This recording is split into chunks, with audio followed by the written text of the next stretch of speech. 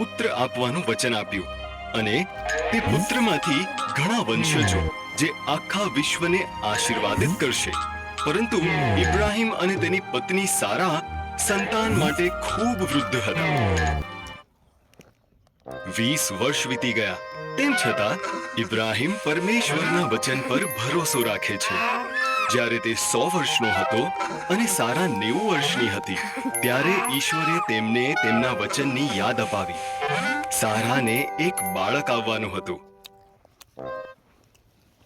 જ્યારે તેમના પુત્રનો જન્મ થયો, સારા એટલી ખુશ હતી કે તે હસી પડી. ઈશ્વરે મને હાસ્ય આપ્યું છે, તેણીએ કહ્યું. તેથી તેઓએ તેમના પુત્રનું નામ ઇસાક રાખ્યું, જેનો અર્થ છે તે હસે છે.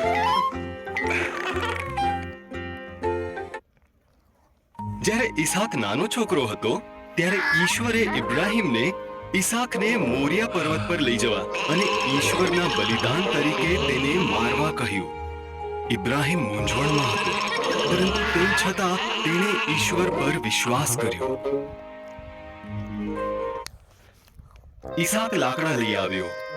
ઇબ્રાહિમે હાથમાં છરી અને મશાલ પકડી. સાથે મળીને તેઓ પર્વત પર ચડ્યા. બલિ માટેનું ઘેટું ક્યાં છે? ઇસાકે પૂછ્યું. ઈશ્વર તે પૂરું પાડશે, ઇબ્રાહિમે જવાબ આપ્યો. ઇબ્રાહિમે લાકડાને વેદી પર ગોઠવ્યા, ઇસાકને બાંધ્યો અને લાકડા પર સુવડાવ્યો. જ્યારે તેણે ઇસાકને મારવા માટે છરી ઊંચી કરી, ત્યારે એક દૂતે તેનું નામ લઈ તેને બોલાવ્યો. ઇબ્રાહિમ.